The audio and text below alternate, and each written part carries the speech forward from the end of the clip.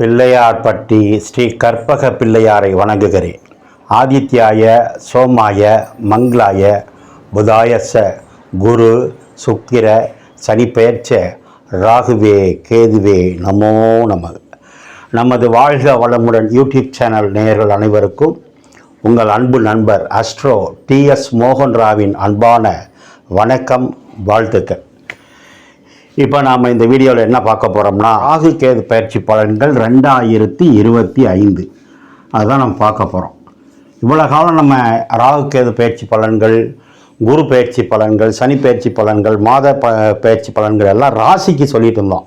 மேச ராசிக்கு எப்படி இருக்கும், ரிஷப ராசிக்கு எப்படி இருக்கும், அப்படியே 12 ராசிக்கு சொன்னோம். இப்போ இந்த ராகு கேது பயிற்சி வச்சு நம்ம என்ன சொல்ல போகிறோம் அப்படின்னா, உங்கள் ஜாதக பிரகாரம் இப்போ பயிற்சி ஆகிற இந்த ராகு கேது பயிற்சி எப்படி இருக்கும். அதாவது உங்களுக்கு ஒவ்வொருத்தருக்கும் ஒரு ஜாதகம் இருக்கும்.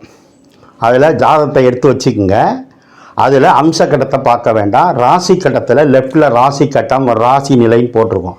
அதில் இந்த 12 கட்டத்தில் சூரியன் எங்கேயாவது ஒரு கட்டத்தில் இருப்பார். இந்த 12 கட்டத்தில் சந்திரன் எங்கேயாவது ஒரு கட்டத்தில் இருப்பாங்க. செவ்வாய் ஒரு கட்டத்தில் இருக்கும். புதன் ஏதாவது ஒரு கட்டத்தில் இருக்கும். சமயத்தில் 2 கிரகம் 3 கிரகம் சேர்ந்து ஒரு கட்டத்தில் இருக்கும். இந்த கட்டங்களில் இருக்கும்போது சூரியன் ராகு இயக்குனா, அதாவது பார்த்தா, சூரியனுக்கு பார்வை இருக்கிறதுனால, சூரியனை இணைகிறதுனால, சூரியனை இயக்கிறதுனால இந்த ராகு கேது பயிற்சினால உங்களுக்கு என்ன நடக்குங்கிறத இப்போ சொல்ல போகிறேன். ரொம்ப முக்கியமான அப்படியே இருக்கும். இந்த ராகு பயிற்சி இந்த வருஷம் ஆகிறதுலேருந்து அடுத்த 1.5 வருஷத்துக்கு அந்த இங்கே கும்ப வீட்டில் இருப்பார். இந்த 1.5 வருஷத்துக்குள்ளே நான் சொல்கிறது அப்படியே நடக்கும். இதுக்கப்புறம் அது உங்கள் ஜாதகத்தில் என்ன தசை பற்றி நடக்குது அதெல்லாம் வேறு. இந்த ராகுனால, ஏன்னா ரொம்ப முக்கியமான கிரகம் ஜாதகத்தில் சனி பகவான், ராகு பகவான், கேது பகவான். ராகுனா யார்? முதல்ல அவருக்கு சொந்த வீடு கிடையாது. சாயா கிரகம் சொல்கிறது, நிழல் கிரகம் சொல்கிறது.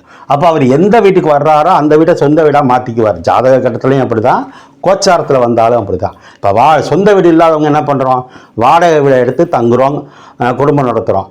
ஆனால் அந்த வாடகை வீடுகள் நம்ம இருக்கிற வரைக்கும் அந்த வீடு நம்ம வீடு தானே, அது மாதிரி தான் ராகு. அப்போது இப்போ இவ்வளோ காலம் எங்கே இருக்கார் ராகு பகவான்? மீன வீட்டில் இருந்தார். இப்போ எங்கே வர்றாரு? கும்ப வீட்டுக்கு வர்றாரு. ராகு பகவான் கும்ப வீட்டுக்கு வர்றாரு. கேது பகவான் கன்னி வீட்டிலேருந்து சிம்ம வீட்டுக்கு போகிறாரு. எப்போ சார் அப்படின்னா, வாக்கிய பஞ்சாங்க ரீதியாக 26ஆம் தேதி பயிற்சி, ராகு கேது பயிற்சி. திருக்கணித பிரகாரம் மே மாதம் 18ஆம் தேதி. ஒன்றும் பெரிய டிஃப்ரென்ஸ் இல்லை, 10-20 நாள் தான் டிஃப்ரென்ஸு. ஆனால் எப்படி இருந்தாலும் மீன வீட்டில் இருக்கிறவர் கும்பவடி தான் வர்றாரு.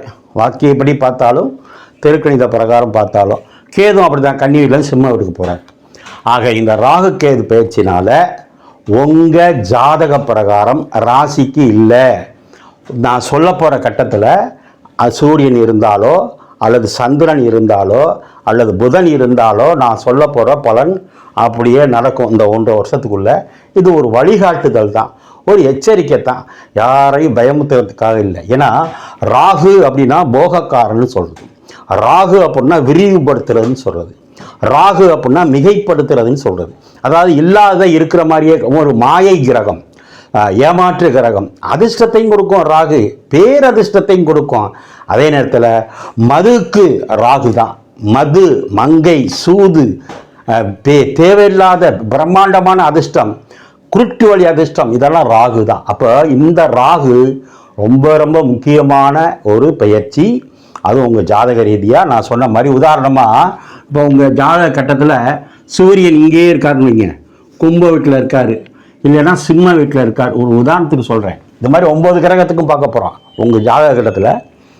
அப்போ லக்ன ராசி சூரியன் இருக்கிற வீட்டுக்கு ராகு வரும்போது இந்த சூரியனால் என்ன நடக்கும்? சூரியன்னா யார்? அப்பா. சூரியன்னா அரசாங்கம். சூரியன்னா ஆள் மனசு. சூரியன்னா அதிர்ஷ்டம். அப்போ இந்த ராகுனால ப்ளஸ் என்ன மைனஸ் என்ன அப்படி தான் பார்க்க போகிறோம். அதுக்கு பதிலாக இப்போ சந்திரன் இருக்குது. அப்போ ராகு பயிற்சி ஆகிறதுனால இப்போ சந்திரன் இங்கே இருக்குது அல்லது இங்கே இருக்குது அப்படின்னா, அந்த சந்திரனால் இந்த ராகு இணையும் போது என்ன பலன் அப்படி தான் பார்க்க போகிறோம். நேயர்கள் நீங்கள் 9 கிரகத்துக்கு இந்த மாதிரி பார்க்க போகிறோம். உங்கள் ஜாதக கிரகத்தை எடுத்து வச்சுக்கோங்க. இந்த பலன்கள் அனைத்தும் மிக சிறப்பாக அமையணும். இதை ஒரு வழிகாட்டியை வச்சுட்டு நீங்கள் முன்னுக்கு வரணும்னு கேட்டுக்கிட்டு இப்போ நம்ம வீடியோக்குள்ளே போவோம். நேயர்கள் நீங்கள் இப்போ தான் முத நம்ம நிகழ்ச்சியை பார்க்குறீங்க அப்படின்னா சப்ஸ்கிரைப் பண்ணிக்கோங்க, லைக் பண்ணுங்கள், ஷேர் பண்ணுங்கள், உங்கள் உறவினர் நண்பர்களுக்கு சொல்லுங்கள். யாருக்காவது எனக்கிட்ட ஜாதகம் பார்க்கணும்னா கீழே இருக்க நம்பருக்கு ஃபோன் பண்ணுங்கள். நான் வாட்ஸ்அப் நம்பர் தரேன், ஜாதகம் பார்க்கலாம். இப்போது நம்ம வீடியோக்குள்ளே போகலாமா? ஓம் நமச்சிவாய. இப்போ நம்ம சூரியனை பற்றி பார்ப்போம், அடுத்து சந்திரனை பற்றி பார்ப்போம், அடுத்து செவ்வாய், இப்படி ஒவ்வொரு கிரகப்படி வருவோம். உங்கள் ஜாதகத்தை எல்லாம் எடுத்துட்டிங்களா? அதில் ராசி கட்டம் லெஃப்டில் பார்த்தீங்கன்னா ராசி கட்டம்னு இருக்கும். அதில் சூரியன் எங்கே இருக்குன்னு பார்த்துக்குங்க. இப்போ நான் சொன்ன மாதிரி சூரியன் கும்பத்திலேயோ ஏதாவது 12 கட்டத்தில் ஏதாவது ஒரு கட்டத்திலலாம் சூரியன் இருக்கும். அப்போ இப்போ ராகு பயிற்சியாகி வந்திருக்குது, கும்ப வீட்டுக்கு வந்திருக்காரு. அப்போ உங்கள் ஜாதகத்தில் ராசி கட்டத்தில் சூரியன் கும்ப வீட்டில் இருந்தாலோ அல்லது சிம்ம வீட்டில் இருந்தாலோ அல்லது மிதுன வீட்டில் இந்த மிதுன வீட்டில் இருந்தாலோ அல்லது தனுசு வீட்டில் இருந்தாலோ அல்லது மேச வீட்டில் இருந்தாலோ அல்லது துலாம் வீட்டில் இருந்தாலோ 6 இடம் கும்ப வீட்லேயோ தனுசு வீட்லேயோ துலாம் வீட்லேயோ சிம்ம வீட்லேயோ மேச வீட்லேயோ சூரியன் இருந்தால் இப்போ நான் சொல்ல போகிற பலன் நடக்கும் இந்த 1.5 வருஷத்துக்குள்ளே. அது ப்ளஸ்ஸாக இருக்கலாம் மைனஸாக இருக்கலாம், ரெண்டையுமே நான் சொல்கிறேன். ஆனால் உங்கள் வயசுக்கு தகுந்த மாதிரி எடுத்துக்கணும். ஏன்னா நம்ம 120 கோடி மக்கள் இருக்காங்க. ஒவ்வொருத்தருக்கு வயசை போட்டு நான் சொல்ல முடியாது. உங்கள் வயசுக்கு தகுந்த மாதிரி எடுத்துக்கோங்க. சாதகமும் இருக்கும் பாதகமும் இருக்கும், அதை எப்படி எடுத்துக்கணுமோ எடுத்துக்கணும். ஆனால் எல்லாத்துக்கும் மேலே உங்கள் தசை புத்தி ஜாதகம்னு ஒன்று இருக்குது, அது என்ன தசை நடக்குதுன்னு பார்த்து நல்லா தெரிஞ்சுக்கோங்க. சரி, இப்போது கும்பத்தில் சூரியன் இருக்குது உங்கள் ஜாதகத்தில், அப்படி வச்சுக்கோங்க. இல்லை தனுசு வீட்டில் சூரியன் இருக்குது, இல்லை துலாம் வீட்டில் சூரியன் இருக்குது, இல்லைன்னா சிம்ம வீட்டில் சூரியன் இருக்குது, இல்லைன்னா மேச வீட்டில் சூரியன் இருக்குது. அப்படி இருந்தால் இந்த பயிற்சி ஆகிருக்கிற ராகு என்ன செய்வார் அப்படின்னா, சூரியன்னா அப்பா, முதல் பாயிண்ட், சூரியன்னா அப்பா. அப்போது இந்த கட்டத்தில் சூரியன் இருக்கவங்களுடைய அப்பாவுக்கு என்னன்னா தொழிலில் ஒரு மாற்றம் வரும். தொழிலை மாற்றுறது அல்லது செஞ்சிருக்க தொழிலில் இடம் மாற்றுறது அல்லது எக்ஸ்ட்ரா ஒரு தொழில் பண்ணுறது அல்லது வேலையே இல்லாமல் இருந்தால் இப்போ வேலைக்கு போகிறது. இது யாருக்கு நடக்கும்? உங்களுடைய அப்பாவுக்கு. அல்லது சூரியன்னா அப்பா, அப்பாவுக்கு உடல்நிலை ஏற்கனவே பாதிச்சிருக்கு சார், நாங்கள் ட்ரீட்மெண்ட் போயிட்டுருக்கு அப்படின்னா இப்போ நல்ல முன்னேற்றம் உண்டு. யாருக்கு? அப்பாவுக்கு. இல்லை சார் நல்லா இருந்தார், இப்போ திடீர்னு முடியாமல், அவருக்கு ட்ரீட்மெண்ட்டு நடக்கும். ட்ரீட்மெண்ட் போயிட்டு இருந்தால் குணமாகி நல்லா வருவார். நல்லா இருக்கார் சார், எந்த பிரச்சனையும் இல்லை அப்படின்னா இப்போ பயிற்சி ஆகிற ராகு அவருக்கு உடல் ரீதியாக மருத்துவத்தை உண்டு பண்ணும், செலவை கொடுக்கும். சரி, சூரியன்னா தலைமை பொறுப்பு. அப்போ நீங்கள் எதுலையாவது யூனியன்லேயோ கட்சியிலையோ அரசாங்கத்திலையோ தலைமை பொறுப்பில் இருந்தால் இப்போ ப்ரமோட் ஆகும். அல்லது பொறுப்பு இல்லைன்னா உங்களுக்கு தலைமை பொறுப்பு கிடைக்கும். இப்போ ஸ்கூலில் இருக்கீங்க காலேஜில் இருக்கீங்க அப்படின்னா லீடராக இருந்தால் உங்களுக்கு பதிலாக வேற ஆளாக போடுவாங்க. அல்லது புதுசாக உங்களுக்கு ஏற்கனவே பொறுப்பு இல்லைன்னா பொறுப்பு கிடைக்கும். சூரியனை அதிர்ஷ்டம் 5, பூர்வீகம் 5, குழந்தை 5, தாத்தா 5, இதிலெல்லாம் ஒரு மாற்றத்தை கிடைக்கும். சூரியனை அரசாங்க வேலையை தேடுறவங்களுக்கு இந்த ராகு கேது பயிற்சி இந்த கட்டத்தில் சூரியன் இருந்தால் அரசாங்க வேலை கிடைக்கும். அல்லது அரசாங்க வேலையில் இருக்கிறவங்களுக்கு ஒரு இடம் மாற்றம் கிடைக்கும் அல்லது ப்ரொமோஷன் கிடைக்கும். ஏன்னா ராகு மிகைப்படுத்துவது, மாற்றத்தை சொல்வது, மெயினாக மாற்றத்தை சொல்லு கிரகம் ராகு. அப்போது சூரியன்னா இப்போ இவ்வளோ விஷயங்கள் சொல்லியிருக்கீங்க. அரசியல் இருக்கீங்க, அதில் ஒரு மாற்றம் கிடைக்கும். பெரிய பொறுப்பில் இருந்தால் அதை விட மேல் செருப்புக்கு போவீங்க. இல்லைனா உங்களை கீழே இறக்கிட்டு இன்னொருத்தரை கொண்டு வருவாங்க, ஒரு மாற்றம். சூரியன்னா இப்போ ஆன்மீகத்தில் இருக்கீங்க அப்படின்னா, நான் சாமியே கும்பிட மாட்டேன் சார் அப்படின்னா இப்போ அளவுக்கு அதிகமாக சாமி கும்பிடுவீங்க. சாமி கும்பிட்டுக்கிட்டு இருக்கேன்னா இந்த சாமி பத்தாதுன்னு இன்னொரு சாமியை சேர்த்து கும்பிடுவீங்க.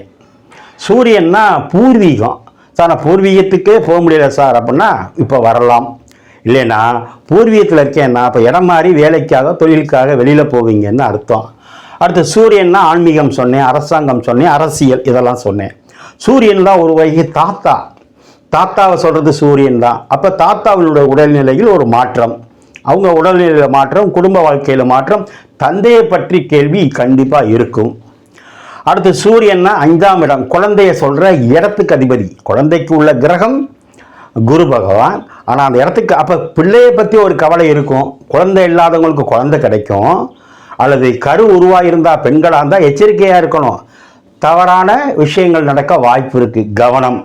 ப்ளஸ்ஸும் இருக்குது மைனஸும் இருக்குது. நான் ஏற்கனவே சொல்லிட்டேன், ஜோதிடம் என்பது ஒரு வழிகாட்டுதல், ஒரு எச்சரிக்கை, பயமுறுத்துவதற்காக அல்ல. சரி, அப்புறம் சூரியன்னா யார்? நிறைய பேசணும். அதிர்ஷ்டத்தை சொல்கிறது சூரியன் தான். தாய் மாமனை சொல்கிறது 5ஆம் இடத்துக்குள்ள அதிபதி சூரியன், காலபுருஷனுக்கு. தாய் மாமனுக்குள்ள கிரகம் புதன், அது வரும்போது நிறையா சொல்கிறேன். அப்போ அவருடைய வாழ்க்கையிலையோ தொழிலையோ குடும்பத்திலையோ ஒரு மாற்றத்தை சந்திப்பீங்க. அப்படி இந்த சூரியனால் இப்போ நான் சொன்ன விஷயங்கள் அத்தனையும் இந்த 1.5 வருஷத்தில் நடக்கும். நான் சுருக்கமாக தான் சொல்லியிருக்கேன். இன்னும் நம்ம 9 கிரகத்தை பற்றி பார்க்கணும். இது ஒரு வீடியோவில் முடியாது. அதே மாதிரி 2 இல்லை 3 வீடியோ பார்ட் வீடியோவை போடுவோம். பரிகாரம் என்ன சார் அப்படின்னா, ராகு ஸ்தலங்களுக்கு போயிட்டு வர்றது நல்லது. திருநாகேஸ்வரம், காளஹஸ்தி, திருப்பாம்புரம், இங்கே இருக்கிற பேரையூர், இது மாதிரி ஊர்களுக்கு போகலாம். அல்லது சூரியன் ராகு இணைகிறதுனால உங்களுக்கு என்ன பண்ணிக்கணும்னா, சூரியன்னா அரசாங்கம். அப்போ அரசாங்க பள்ளியில் படிக்கிற ஏழை குழந்தைகளுக்கு உணவு வாங்கி கொடுக்கறது. சூரியன்னா கோதுமை உணவுப் பொருட்கள் வாங்கி சாப்பிடுவது அல்லது தானம் செய்வது. தானம் தர்மங்கள் செஞ்சு அந்த பாதிப்புகள் குறையும். இப்போ சூரியனை பற்றி சுருக்கமாக சொல்லியிருக்கேன். அடுத்து நம்ம சந்திரனை பற்றி பார்க்கலாமா? இப்போ மீன வீட்டிலேருந்து கும்ப வீட்டுக்கு வந்திருக்க ராகு பகவானால் சூரியனை பற்றி பார்த்தோம். சூரியனுக்கு இன்னும் நிறைய விளக்கங்கள் இருக்குது. நிறையா சொன்னால் அவங்களுக்கு தலை சுத்தல் வந்துடும், வீடியோ பார்க்க மாட்டீங்க. இப்போவே இந்த வீடியோ 3 பார்ட்டாக தான் வர்ற மாதிரி இருக்கும்னு நினைக்கிறேன்.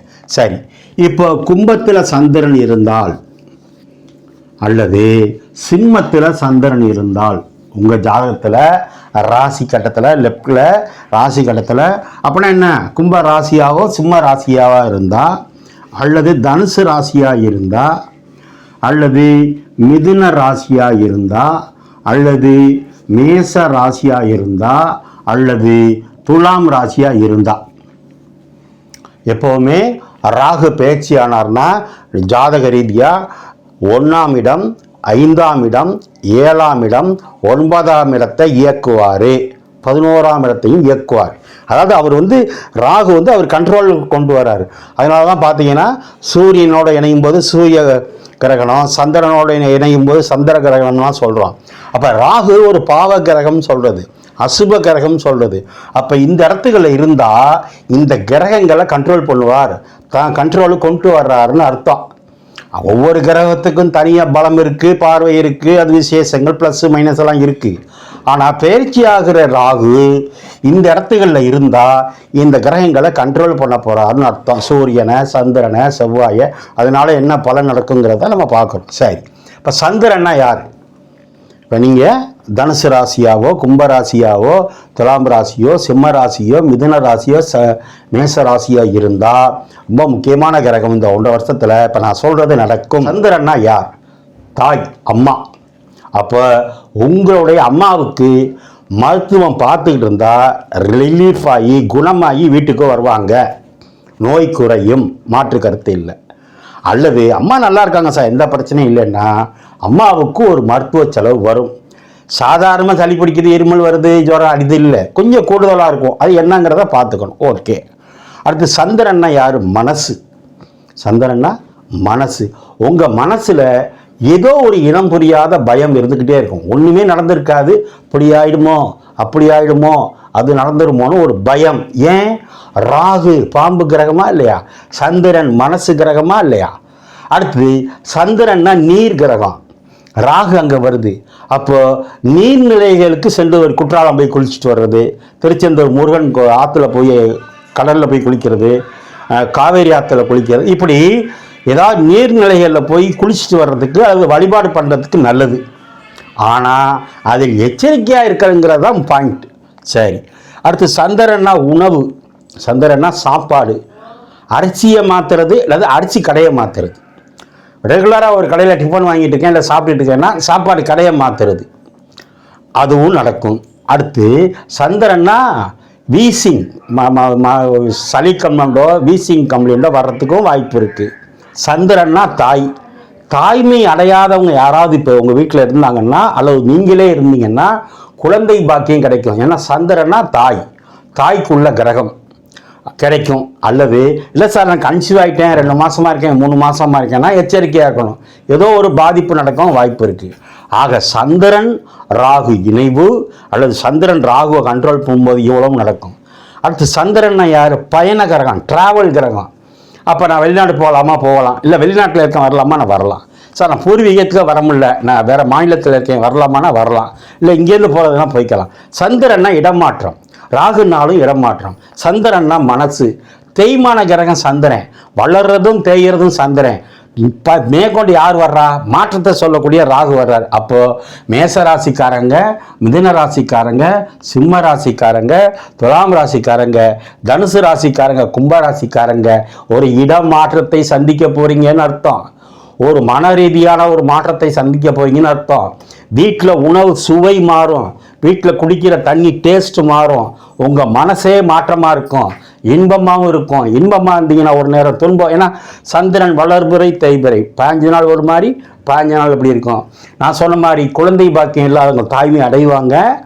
தாய்மை அடைஞ்சிருந்தா ஒரு எச்சரிக்கை, அவங்க உடல் அந்த கரு உருவாகி குழந்தையாக வர்ற வரைக்கும் கவனம் கவனம் கவனம். அதிக பயணங்கள் உண்டு. இப்போ தான் சொன்னேன், ஏற்கனவே நான் பண்ணுறதே டிரைவர் வேலை தான் சார். நான் கப்பலில் இருக்கேன், ஏர்போர்ட்டில் இருக்கேன், கார் டிரைவர்னா இன்னும் அதிகமாகும். அதனால் மாற்றமும் உண்டு, அதனால் வருமானமும் உண்டு. சந்திரன்னா உடல், குண்டாக இருக்கிறவங்க திடீர்னு ஒல்லியாக வருவாங்க, ஒல்லியாக இருக்கவங்க திடீர்னு குண்டாக வருவாங்க. ஆக இந்த ராகு பெயர்ச்சி சந்திரனுக்கு இவ்வளவு விஷயங்களை செய்யும். இதுக்கு பரிகாரம் ஒன்றும் இல்லை. முதியோர் இல்லங்களுக்கு தான தர்மங்கள் பண்ணுங்கள். சந்திரன்னா அம்மா, அம்மன் வழிபாடு பண்ணுங்கள். சொல்லப்போனால் ஏற்கனவே சூரியன் இருக்கிறத சொன்னேன். உங்கள் வீட்டுக்கு பக்கத்தில் இருக்கிற சிவன் கோவில் அது ஏன்னா சூரியன்னா பூர்வீகத்தை சொல்கிறது, குலதெய்வத்தை சொல்கிறது. அப்போது சிவன் கோயிலில் பூஜை புனஸ்காரங்கள் நடக்கும், கலந்துக்குங்க. சிவன் கோயிலுக்கு கும்பாபிஷேகம் நடக்கும், கலந்துக்குங்க. முடிஞ்சால் அவங்களோட உதவிகள் பண்ணுங்கள். சந்திரனா அம்மன். அப்போ உங்களுக்கு பூர்வீகத்தில் அம்மன் ஒரு குலதெய்வமாக இருக்கலாம், அல்லது உங்கள் வீட்டுக்கு பக்கத்தில் அம்மன் கோவில் வழிபாடு நடக்கும், பூஜை நடக்கும், பண்ணிக்கங்க. இல்லை அந்த அம்மன் கோவில் கும்பாபிஷேகம் நடந்தாலும் கலந்துக்கங்க. இந்த சந்திரன் ராகுக்கு இவ்வளவு சொல்லியிருக்கேன். இது ஒரு வழிகாட்டுதல். வாழ்த்துக்கள். இப்போ நம்ம செவ்வாய் இருந்தால் என்ன பலன் பார்ப்போம். இப்போ சூரியனுக்கு பார்த்துருக்கோம், சந்திரனுக்கு பார்த்துருக்கோம். இப்போ செவ்வாய்க்கு எப்படி இருக்கும் அப்படின்னு பார்ப்போம். செவ்வாய் கும்பத்தில் இருந்தாலோ, மேசத்தில் இருந்தாலோ, அல்லது மிதுனத்தில் இருந்தாலோ, உங்கள் ஜாதகத்தில் ராசி கட்டத்தில் செவ்வாய்ங்கிற கிரகம் இப்போ நான் சொல்கிற இடத்த இருக்கான்னு பாருங்கள். சிம்மத்தில் இருந்தாலோ, துலாம் வீட்டில் இருந்தாலோ, அல்லது தனுசு வீட்டில் இருந்தாலோ இப்போ நான் சொல்ல போகிற பலன் கிடைக்கும். ப்ளஸ்ஸும் இருக்குது, மைனஸும் இருக்குது. அதுக்கு தகுந்த மாதிரி நீங்கள் பண்ணிக்கணும். விஷயம் அவ்வளோதான். அதுக்கு தான் ஒரு வழிகாட்டுதல் தான். செவ்வாய்னா யார்? சகோதரன். அதுலேயும் குறிப்பாக இளைய சகோதரன், தம்பியை சொல்கிறது செவ்வாய். செவ்வாய்னா ரத்தம் சார், இரத்த சம்பந்தப்பட்ட உறவு. அப்போ யார்? சகோதரன். சகோதரன். அப்போ உங்கள் தம்பிக்கு ஒரு 5 வயசு 6 வயசு குழந்தை இருக்குது, எனக்கு தம்பி பிறப்பானான்னு கேட்டால் பிறக்கும் அப்படின்னு சொல்லலாம். அதுக்கு தான் இந்த பலன். இல்லை சார் நான் பெரிய ஆளாயிட்டேன், செவ்வாய்னா சொத்து வீடு கட்டலாமானா கட்டுவீங்க. செவ்வாய்னா சொத்து வாங்குறதும் செவ்வாய் தான், ஒரு சொத்தை விற்றுட்டு ஒரு சொத்து வாங்குறதும் செவ்வாய் தான், வீடு கட்டுறது செவ்வாய் தான், கட்டடம் செவ்வாய் தான், செங்கக்காலவ செவ்வாய் தான். இதிலெல்லாம் ஒரு மாற்றம் வரும். விஷயம் அவ்வளோதான். உங்கள் தம்பி இடம் மாறி ஸ்கூலில் போயோ காலேஜில் போய் படிப்பார், அல்லது மாறி இருந்தார்னா பல இடத்துக்கு வருவார். உங்கள் தம்பி இடம் மாறுவார், தொழிலுக்காக வீடு மாற்றுறது, வாடகை வீட்டுக்கு போகிறது, ஒத்திக்கு போகிறது, இல்லை வீடு கட்டி போகிறது, சொத்து வாங்குறது, இல்லை சொத்து விற்கிறது, எதுவே ஒன்றும் நடக்கும். யாருக்கு? உங்கள் தம்பிக்கோ உங்களுக்கோ நடக்கும். இல்லை நீங்களே சொத்து வாங்குவீங்க, இல்லை சொத்து விற்பீங்க, இல்லை வீடு கட்டுவீங்க. அது ரெடிமேடாக வாங்குவீங்களா, இடம் வாங்கி கட்டுவீங்கன்னா ஜாதகத்தை பார்க்கணும். சரி, சொத்தை செவ்வாய்னா ரத்தம். அப்போ ரத்த வங்கிக்கு போய் ஒரு டெஸ்டிங் எடுத்துகிட்டு வருவீங்க, அல்லது ரத்தம் டெஸ்ட் பண்ணுவீங்க, அல்லது நீங்களே ரத்தம் தானம் பண்ணுவீங்க. அரசாங்க ஆஸ்பத்திரியில் போய் பிளட்டு தானம் செய்வீங்க. ரத்த செவ்வாய்னா நெருப்பு கிரகம். அப்போ உடம்புல எங்கேயோ ஒரு தீக்காயம் படப்போகுது, அல்லது கை காலில் அடிபட்டு ரத்தம் லேசாக வெளியே வரும். இதெல்லாம் செவ்வாய். ஏன்னா செவ்வாய் ரத்தத்துக்கு அதிபதி. அப்போ இதில் கவனமாக இருக்கணும். அப்புறம் செவ்வாய்னா யாரு? அரசியலுக்கு செவ்வாய் வரும். இப்போ அரசியலில் இருக்கிறவங்களுக்கு ஒரு மாற்றம் உண்டு. செவ்வாய்னா என்ன? அரசாங்கம், தீயணைப்புத்துறை, போலீஸு, இராணுவம். அப்போ இதில் இருக்கிறவங்களுக்கு ஒரு மாற்றம் வரும்.